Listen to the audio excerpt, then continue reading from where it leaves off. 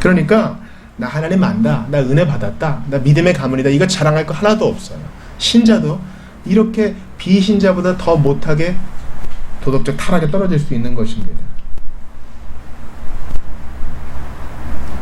그리고 예수님은 바로 이런 자들을 위해 이 세상에 오셨어요. 그러니까 우리의 이 추악한 민낯은 매일매일 십자가의 보혈을 필요로 합니다. 그래서 이제 오늘 말씀으로 이제 연결이 되는 거죠. 창세기 35장으로요. 이렇게 추악한 민낯을 드러낸 것은 무엇입니까? 야, 이건 뭐 어쩔 수 없구나. 그런 게 아니라 영적 긴장을 풀지 않고 다시 예수 의지하고 하나님 의지하게 하려는 하나님의 배려요, 사랑의 초청장이라는 것입니다. 35장 1절을 지난주에 좀 언급했는데 보세요. 하나님이 야곱에게 이르시되, 뭐 야곱은 어찌할 바를 몰라요. 지난주 마지막 그 바로 전에 야곱이 드디어 입을 떼잖아요. 너네 때문에 내가 우리가 내 걱정밖에 안 하는 그 야곱에게 그렇게 누추한 리더십을 보여주고 가장됨을 보여주는 야곱에게 하나님이 찾아오셔서 말씀하시고 위로하시고 격려하시고 피할 길을 내십니다. 이게 기독교예요. 기독교는 착하게 살고 산상수훈대로 살고 선을 베풀고, 아마 안 믿는 사람들의 얼굴에는 그게 전부인 것처럼 보일 겁니다. 그러나 참된 성경의 믿음은 당신이나 나나 도찐 개찐이요 다 흠결이 있지만 하나님의 찾아와 주심 때문에 믿음을 갖게 되어 내가 천국 백성이 된 것입니다. 천국 백성 되어도 여전히 부족하지만 하나님은 오늘도 내 삶에 개입하시어 나를 다듬으십니다. 이게 기독교의 고백인 거죠. 뿐만 아니에요. 창세기 35장 9절 보세요. 야곱이 밧단아람에서 돌아오매, 밧단아람은 이제 라반이랑 있었던 곳이요, 하나님이 다시 야곱에게 나타나서 그에게 복을 주시고, 이게 기독교라니까요. 어찌할 수 없는 죄인에게 하나님이 나타나고 찾아오셔서 복을 주셔서, 아, 내가 믿음과 회개를 선물로 받았구나, 이걸 깨닫게 되는 것이죠. 그래서 오늘 그 설교의 제목을 일어나 베델로 올라가자로 잡았습니다. 즉, 어찌할 수 없는 야곱이 은혜를 받아 하나님의 나타나심과 찾아오심과 말씀하심을 경험하게 되었으니 가만히 있을 수가 없는 거예요. 그래서 말씀하신 대로 무릎을 일으켜 베델로 가고 다른 사람들 같이 데려가는 거, 이게 바로 기독교의 윤리요 실천인 것입니다. 주도권이 하나님께 있는 것이죠. 오늘 본문은 야곱이 밧단아람, 즉 하란에서 돌아온 지 한 10년쯤 되었을 때의 일입니다. 하나님이 두 차례 나타나셨고, 또 이 본문에는 또 죽음도 나타납니다. 라헬이 죽고 이삭도 죽습니다. 그래서 이 본문에서 우리는 실패와 죽음, 죄 속에서 여전히 하나님의 뜻이 진행난다는 것을 깨달아야 됩니다. 치욕적인 서모 간통 사건이 있죠. 우리 지난주에 이어서 이번에도 성경은 우리의 그 죄악의 민낯을 그대로 드러내요.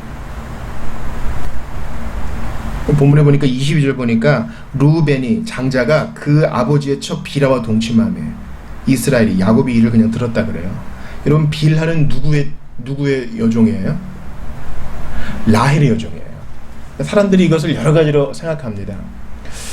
그 르우벤이 자기가 장자니까, 아버지는 늙어가니까, 나 그래도 우리 집안에서 이런 힘이 있어, 장자의 힘을 좀 드러내려고 이렇게 했을 것이다, 추정하는 사람도 있고요. 바로 그 윗절에 보면 라헬이 죽거든요. 그러니까 자기가 모시던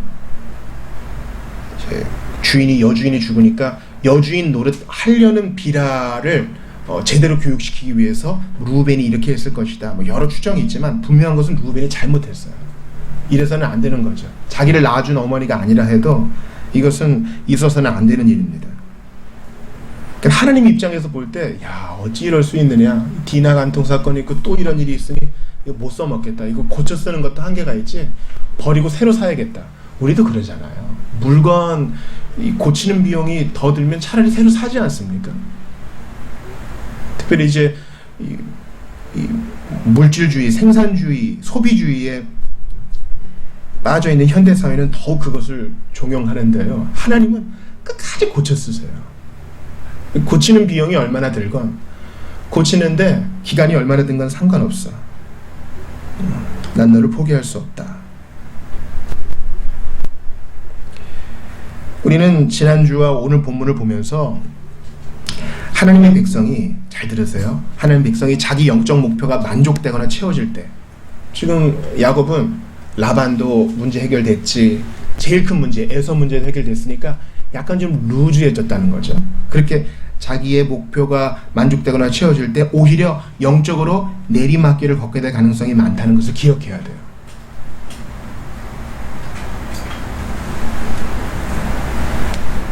일단 목표가 달성되면 갈등으로부터 이완이 생기는 거죠.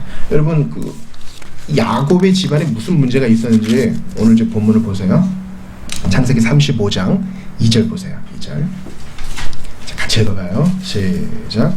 야곱이 이에 자기 집안 사람과 자기와 함께한 모든 자에게 이르되 너희 중에 있는 이방 신상들을 버리고 자신을 정결하게 하고 너희들의 이복을 바꿔 입으라. 이게 지금 무슨 말이에요? 너희 중에 있는 이방 신상들. 이 야곱이 알고 있는 거예요. 야곱의 가족들 중에 이방신을 섬기는 사람이 있었다는 거예요. 여태까지 근데 그걸 묵인하고 있었어. 그래서 4절 보세요. 4절. 그들이 자기 손에 있는 모든 이방 신상들과 자기 귀에 있는 귀고리들을 야곱에게 주는지라. 야곱이 그것들을 세겜 근처 상수리 나무 아래에 묻고. 여러분, 그 라반이 막 추격해서 내 드라빔 어딨어? 그럴 때 그 누가 훔친 거였어요? 그 드라빔? 가족 신상 라헬이 훔친 거였죠. 라헬이 자기 안장 밑에 딱 숨겨놓고. 그러니까 그 집안의 사람들이 야곱의 하나님을 똑같이 경외하는 거 아니었는데 이미 야곱은 큰 문제 해결됐으니까 가족들을 돌아보고 교정하고 이런 데 지금 관심이 없어. 일단 한숨 좀 돌리자. 여러분, 영적인 생활에는 방학이란 게 없어요. 몸은 쉴지언정 우리는 휴가 중에도 그리스도인입니다. 영적으로 좀 방학을 해보자 하는 순간 우리는 바로 뒤로 밀려나요. 이거는 선배들의 가르침이 우리 경험이 알려주는 겁니다. 주보 1면 한번 보세요. 얘기를 진행해 나가기 전에 한번 그 야곱의 루트를 한번 보죠. 야곱의 루트. 제일 그 지도가 있는데요. 오른쪽 위는, 그죠? 오른쪽 위에 조그만 물이 있고 밑에는 큰 바다가 있어요. 위에 바다는 무슨 바다? 갈릴리 바다, 갈릴리 호수. 또 밑에는 사해. 그 가운데 있는 그 강을 우리가 요단강이라고 부르죠. 제일 위에 히바이츠라 그러는데 그 세겜 족속 죽였던 그들이 히위 족속이니까 그렇게 표현된 거예요. 거기에 쉐겜이 있죠. 거기에서 이제 그 리브가의 유모를 묻고요. 쭉 내려와서 베델로 내려왔어요. 베델 보이세요? 거기에서 왼쪽에 보니까 제단을 쌓고 또 거기서 라헬을 또 묻습니다. 그 밑에 예루살렘이 있고 그 밑에 베들레헴이 있어요. 그 밑에 헤브론이 있고요. 예, 그렇습니다. 여기서 헤브론에 이제 이삭을 묻는 것이죠. 다시 한번 저를 봐주세요. 야곱이 마땅히 이 길로 여행을 했어야 되는데 그러지 않으니까 주님께서 야곱에게 개입하셔서 돌아오게끔, 스스로 돌아오지 않으면 돌아올 수밖에 없게끔 그를 몰아가시는 것입니다. 일단 목표가 달성되면 우리 신자들은 갈등으로부터 이완이 생길 때가 많고요. 그러면 자기 만족에 빠져가지고 맹세와 다짐을 잊습니다. 그래서 서원을 함부로 하지 말아라. 한번 서원을 했으면 반드시 지켜라. 성경에서 그렇게 얘기하는 것은 우리의 그런 마음을 잘 알고 계시기 때문입니다. 그래서 신명기 8장 2, 3절에는 나중에 이제 가나안 땅에 정착해서 마음이 풀어질 이스라엘 백성들을 생각해서 이렇게 말씀하십니다. 들어보세요. 내 하나님 여호와께서 이 40년 동안에 내게 광야길을 걷게 하신 것을 기억하라. 이는 너를 낮추시며 너를 시험하사 내 마음이 어떠한지 그 명령을 지키는지 지키지 않는지 알려 하심이라. 너를 낮추시며 너를 줄이게 하시며 또 너도 알지 못하면 내 조상들도 알지 못하던 만나를 내게 먹이신 것은 사람이 떡으로만 사는 것이 아니요 여호와의 입에서 나오는 모든 말씀으로 사는 줄을 내가 알게 하려 하심이니라. 기억하라 기억하라 하는 이유는 왜 그렇다고요? 나중에 광야길 끝나고 정착하면 자연스럽게 잊어버리기 때문에 의지적인 기억이 필요한 거예요. 근데 이제 이스라엘 백성들은 요단강 건너가지고 나중에 땅 분배 시작하고 힘드니까 쫓아내지 말자. 영적으로 방학하고 나서 사양길로 내리막길로 빠지게 되고 말죠. 신자는 해이해지는 동안, 영적으로 해이해지는 동안 하나님을 향한 처음 다짐에서 벗어나기가 쉬워집니다. 지금 야곱은 지난주에 말씀드렸다시피 세겜에 땅 사고 정착해가지고 아버지한테 가보지도 않고 또 베델에 가서 11절 드리고 제단을 쌓겠습니다. 서원도 안 지키고, 그래서 불순종으로 이어지는 부패의 초기 증상에 빠져 지금 이런 교훈을 받고 있는 것이죠. 그래서 오늘 본문을 좀 관통하는 주제는 바로 완성과 교정입니다. 완성과 교정. 완성은 어떤 의미입니까? 이제 가족과 재산을 이끌고 마침내 아버지가 있는 고향으로 도착했으니까 완성이고요. 또 한 세대가 마무리되고 새로운 세대가 시작되는 의미에서 완성입니다. 야곱의 아들들이 이렇게 나열된 이유는 그런 의미가 있어요. 그리고 하나님께서는 계속 야곱을 교정시켜 나가십니다. 하나님께서는 그 사랑하시는 자들마다 이런저런 방법으로 양심을 통해서든 섭리를 통해서든 소홀히 해온 의무들을 생각나게 하시고 돌이키게 하십니다. 바로 첫 번째 제가 여러분과 서원에 대해서 나누고 싶어요. vow라 그러죠. 하나님께서는 야곱에게 나타나셔서 너 서원 지켜야 되겠다 말씀하십니다. 오늘 보면 1절 보세요. 같이 읽어요. 시작. 하나님이 야곱에게 이르시되 일어나 베델로 올라가서 거기 거주하며 내가 내 영 에서의 낯을 피하여 도망하던 때에 내게 나타났던 하나님께 거기서 제단을 쌓으라 하시죠. 만약에 정말 마음이 상한 사람 같으면 약속을 안 지키면 어떻게 그걸 잊어버릴 수 있어? 그러면서 알려주지 않을지도 몰라요. 네가 약속한 거 잊어버렸어? 그거 생각날 때까지 너는 내 친구도 아니야. 그렇게 얘기할 수도 있어요. 근데 하나님은 자존심이 없는 사람 마냥 직접 그 약속을 깨우쳐 주십니다. 너 베델에서 사닥다리 환상 봤지? 그 사닥다리는 하나님의 아들의 나타나심을 얘기하는 거야. 그 사닥다리가 하늘과 땅을 이은 것처럼 예수님의 십자가가 하나님과 사람, 땅과 하늘을 이은 거 아니겠니?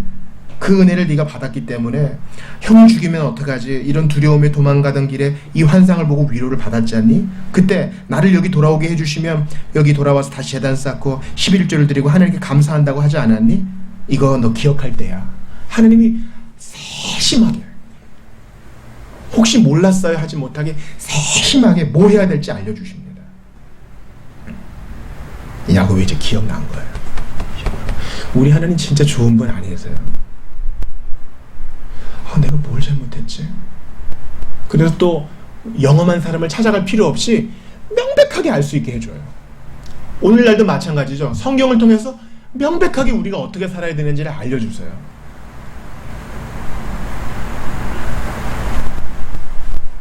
그래서 이제 야곱이 맞아, 그때 내가 형 피해 도망갔었지. 그때 하나님이 사닥다리 환상으로 만나줬지. 그때 내가 예배하고 서원했지. 과거의 환난, 그리고 삼촌한테 엄청 뺑뺑이 돌았지. 과거의 기억이 나면서 이제 쇄신됩니다. 시편 50편 14, 15절에는 이런 말씀이 있어요. 감사로 하나님께 제사를 드리며 지존하신 이에게 내 소원을 갚으며 환난 날에 나를 부르라. 내가 너를 건지리니 네가 나를 영화롭게 하리로다. 서원 하면 우리가 좀 부담을 가져요. 서원. 저는 과거에 고향에서 전통적인 교회에 다니면서 한나와 같은 엄마의 소원으로 고통당하는 자녀들을 많이 봤습니다. 여러분, 예전에도 이 자리에서 말씀을 드렸는데 한나의 소원, 하나님께서 내게 아이를 주시면 이 아이를 하나님께 바치겠습니다는 구속사적으로 필요한 것이었지 개인들이 다 적용할 건 아니에요.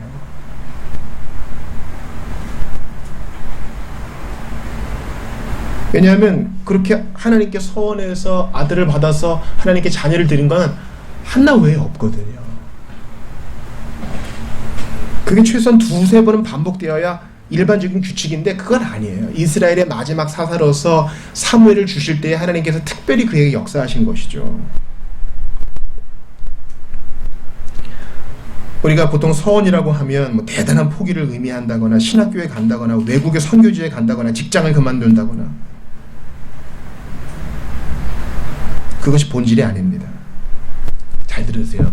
서원의 본질은 오늘 본문에 야곱이 한 그대로 우상을 버리고 회개하고 겸손히 예배하는 것에 서원의 본질이 있어요.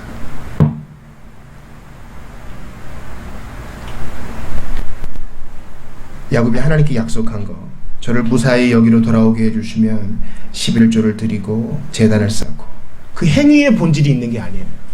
뭐 물질을 드리고 여기에 본질이 있는 게 아니에요. 나를 여기로 돌아오게 해주신 하나님께 감사드리겠습니다. 주님 잊지 않겠습니다. 여기에 있는 것이지 어떤 행위들, 대단한 포기들, 헌신들의 방점이 찍히면 안 되는 것입니다. 야곱이 이제 알아들었어요.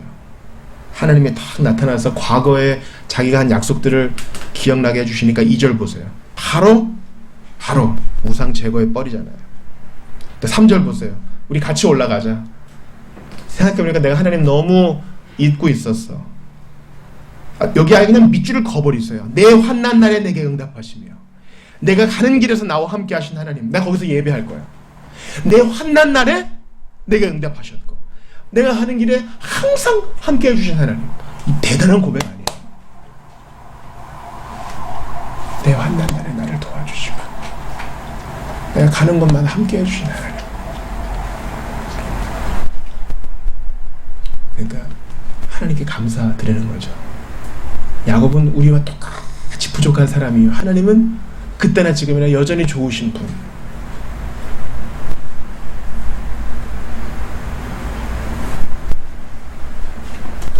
그래서 먼저 우상을 제거하고 회개하며 베델로 올라가 자기의 서원을 갚습니다. 기억하세요. 서원의 본질은 어떤 대단한 것을 하는 행위에 있는 것이 아니라 내가 여태까지 믿고 의지했던 그게 세상 재미가 됐건 물질이 됐건 염려가 됐건 사람이 됐건 그 우상을 제거하고 하나님 예배하는 데 서원의 본질이 있어요. 여러분 요즘 우리가 코로나 사태로 사회적 거리두기 그동안 참 귀가 닳도록 들었잖아요. 한 사람의 영향력이 얼마나 큰지, 그죠? 한 사람의 동선 때문에 바이러스가 확산되고 확진자가 되고 이런 걸 보면서 여러분 죄의 영향력에 대해 생각해 보신 적 없어요? 바울이 말한 것처럼 한 사람으로 인해 모든 사람이 다 죄인으로 나게 되었고 마지막 아담인 한 사람 예수 그리스도 때문에 믿는 모든 사람이 다 의인이 된다. 사회적 거리두기를 위해서 마스크를 착용하고 손세척을 하고 많이 모인 곳을 피하는 이런 노력만큼 서원을 이행하고자 하는 자로서 우리는 얼마만큼 죄와의 거리를 두고 있습니까? 여러분께 제가 질문하고 싶어요. 세상하고 동떨어져 살라는 말씀이 아닙니다. 사회적 거리두기를 위해서 계속 의식하고 살잖아요. 우리는 서원을 이행하기 위해, 하나님께 예배하기 위해, 주님께 받은 은혜대로 살기 위해서 얼만큼 죄와 멀어져야지 의식하며 살고 있는가? 내 스스로에게 좀 물어보고 싶은 것입니다. 하나님은 환난 때마다 응답하시고 내가 가는 길에 항상 함께 해주는데 난 항상 두 마음을 품고 사회적 거리두기는커녕 죄와의 거리두기를 완전히 철폐하고 여기서도 쭉 빨아먹고 저기서도 쭉 빨아먹고 그렇게 양다리를 거실 때가 얼마나 많은지 모릅니다.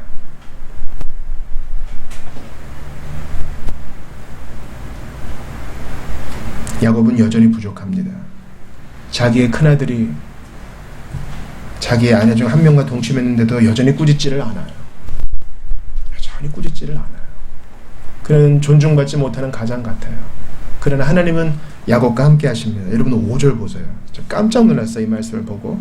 자, 같이 읽어요. 시작. 그들이 떠났으나 하나님이 그 사면 거울들로 크게 두려워하게 하셨으므로 야곱의 아들들을 추격하는 자가 없었더라. 야곱은 잘못했죠.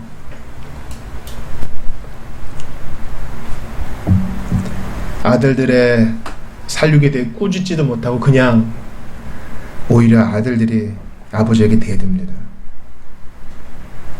야, 야곱의 아들들이 세겜과 하몰의 남자들 다 죽였다며?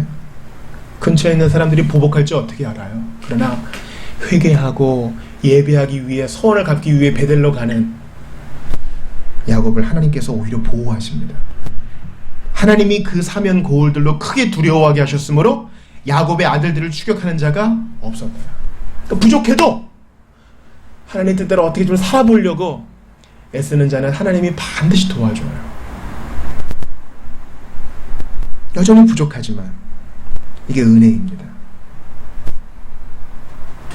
아무도 베델 가는 길에 보복 공격하지 않습니다.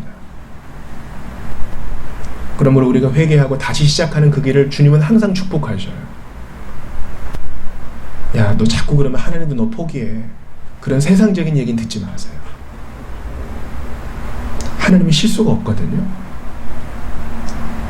베델로 올라가는 거, 그 길 쉽지 않지만 주님 다시 시작합니다. 회개하고 나아가는 자는 주님이 보복하지 않으시고 항상 다시 안아주십니다. 그래서 에베소 교회에 대해 주님은 요한계시록에 이렇게 말씀하셔요. 요한계시록 2장 5절이에요. 그러므로 어디서 떨어졌는지를 생각하고 회개하여 처음 행위를 가지라. 만일 그리하지 아니하고 회개하지 아니하면 내가 내게 가서 내 촛대를 그 자리에서 옮기리라. 에베소 교회가 첫사랑을 잃어버리니까 너 지금 회개해. 다시 베델로 올라와. 그러면 내가 다시 너에게 복을 줄 거야. 지금 약속하셔요. 그래서 중요한 것은 야곱은 하나님 감사합니다. 저 진짜 회개해요. 자식들 관리 잘못한 거, 디나도 관리 잘못하고 말씀도 가르치지 않고 가장답게 살지 못한 거 회개합니다. 그렇게 기도하는 걸로 끝나지 않았다는 거예요. 실제로 일어나 갔다는 데 있어요. 실제로 일어나서 올라갔다는 데 있어요. 그래서 몸으로 예배하고 실제로 단을 쌓으며 예배했다는 데 있어요. 에베소 교회에 명령하신 것도 마찬가지입니다. 회개하여 처음 행위를 가지라. 이렇게 말씀하셔요. 에베소 교회에게. 야, 너 회개하고 눈물 흘려라. 이렇게 끝나지 않고 처음 행위를 가져라. 이렇게 말씀하셔요. 처음 행위. 베델로 올라가는 행위. 처음에 했던 것을 다시 하는 그 행위. 하나님을 향한 예배는 이런 행위가 수반됩니다. 그냥 마음만으로 하는 게 아닙니다.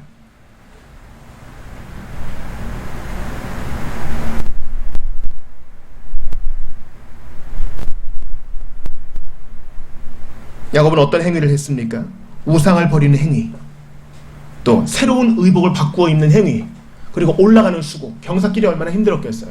그 수고하는 행위, 가서 단을 쌓는 행위, 움직임이 있었습니다. 액션이 있었습니다. 적극적이었습니다. 야성이 있었습니다. 은근슬쩍 21세기 기독교는 이원론이 되어버렸어요. 마음으로 하나님을 사랑하고 마음으로 주님을 경배하고 마음으로 주님께 회개하고, 그것도 옳은 말이지만 거기서 그쳐서는 안 됩니다. 우리가 이렇게 몸으로 모이는 것처럼 입술을 벌려 직접 찬양하고 입술을 벌려 직접 사과하고 감사하고 찬양하는 일이 있어야 돼요. 여러분, 우리 집에서 내 방에서 기도하고 찬양 한번 해보세요. 되게 어색할걸요? 안 해봤기 때문에. 근데 그렇게 하셔야 돼요.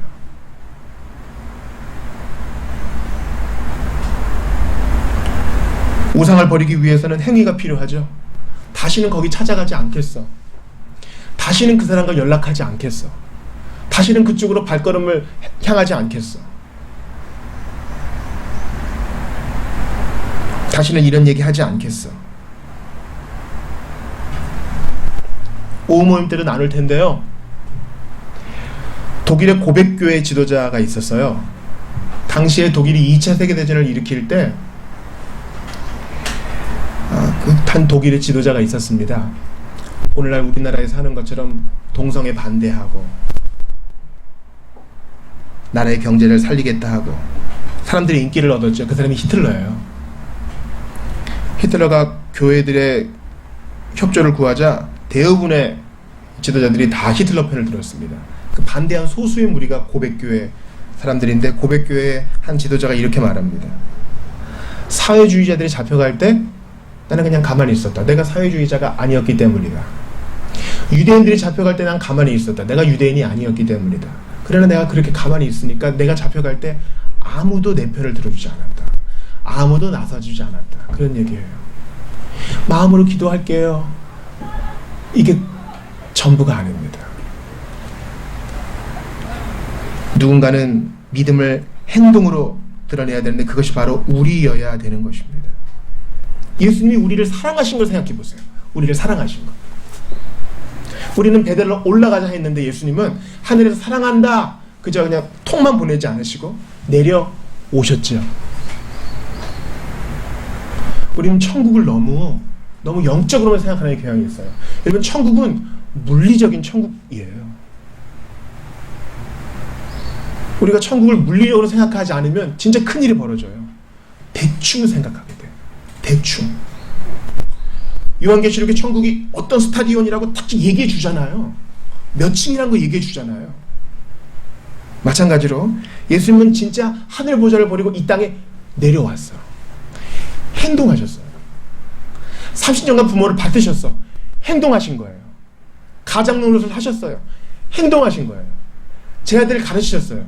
여러분, 우리 중에 교사들도 있잖아요. 마이크 앰프 시스템 없이 많은 사람들을 육성으로 가르친다고 생각해 보세요. 그게 되게 힘든 일이거든요. 예수님은 그렇게 행동하시며 가르치셨어요. 십자가에 달린 것도 그분의 행동이에요. 누가 예수를 죽였어요? 예수님이 직접 거기 나아가신 거예요. 예수님의 사랑은 행동이에요.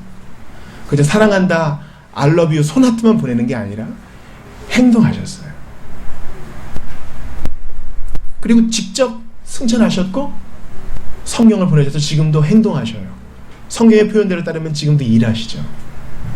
그래서 우리를 사랑하는 것을 구체적으로 보여주셔요. 도무지 하나님이 없다는 것을 부인할 수 없게끔 분명히 역사하고 개입하셔요. 여러분, 그런 경험들 다 있잖아요. 지난 한 주 동안 하나님의 살아계심을 경험해본 거 얘기하지 못하면 이거 조금 영적으로 문제가 있다고 할 수 있겠어요. 하나님이 일하시고 행동하시니 우리도 그렇게 해야 됩니다. 우리의 행동, 바로 서원의 이행, 회개하고 우상을 버리고 예배하는 것입니다. 그렇게 안 하면 여러분, 하나님이 하게 해요. 안 할 수밖에 없게끔 상황을 만드셔요.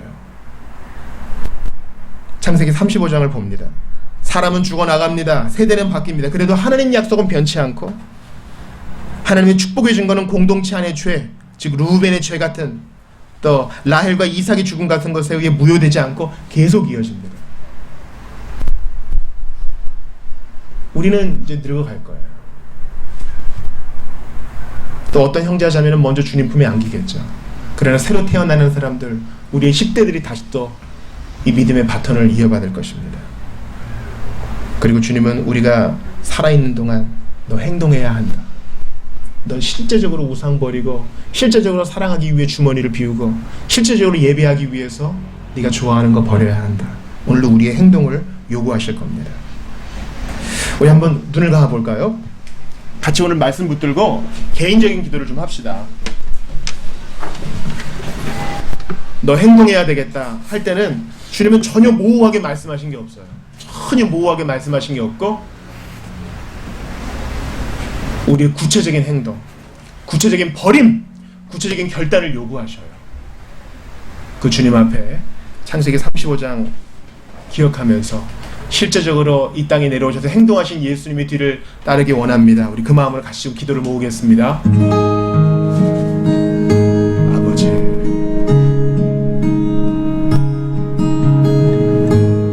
아버지 하나님 감사합니다.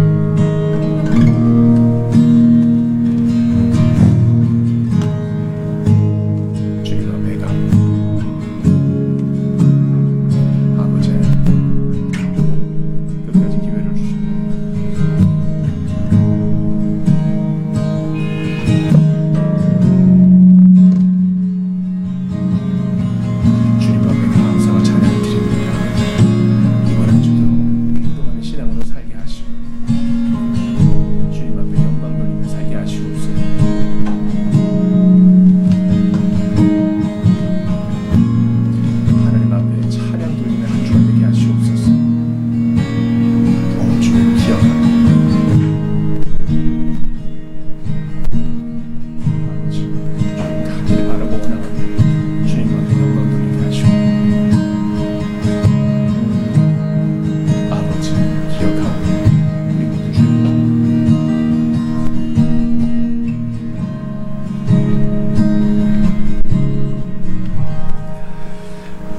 하나님 아버지, 참으로 부족한 야곱을 보면서 저의 모습을 봅니다. 우리의 모습을 봅니다. 금방 나태해지고 하나님을 향한 서원과 하나님을 향한 약속과 의무들을 잊어버리는 부족한 모습을 봅니다. 마땅히 해야 될 일들을 다 뒤로 하고 자기 변명에 급급한 야곱, 바로 내 자신을 봅니다. 그러나 주님은 나타나셔서 어떻게 행해야 될지 알려주시고 명확하게 보여주시니 참으로 감사합니다. 주여, 행동하게 하시옵소서. 우상을 버리고 베델로 올라갔던 야곱처럼 저희도 행동하게 하시옵소서. 그저 마음으로 생각하는 것으로 된 것이 아니라 실제적으로 찬양과 감사를 위해 우리의 입술을 벌리고 지체들을 사랑하기 위해서 기꺼이 우리 지갑을 열고 이웃을 사랑하기 위해서 기꺼이 힘을 쓰면서 관심을 갖는 행동하는 신앙이 되게 하소서. 우리의 믿음이 진짜라면 반드시 열정으로 드러나 할 터인데 주여, 이번 한 주 저희를 깨워 주시옵소서. 예수님 사랑하신 분, 행동하신 분, 행동으로 죽음으로 그 사랑을 보이시고 지금도 일하시는 분, 그 예수님의 뒤를 따르기를 원합니다. 구체적으로 행동하고 구체적으로 결심하며 구체적으로 주님을 따르는 이번 한 주 되게 하여 주시옵소서. 아직까지 복음을 깨닫지 못하고 예수님 앞에 마음을 드리지 못한 자들 회개하고 믿어 영생을 받을 수 있도록 하나님께서 일하여 주시옵소서. 지금도 일하고 행동하시는 좋으신 하나님, 주 예수 그리스도 이름으로 기도하옵나이다.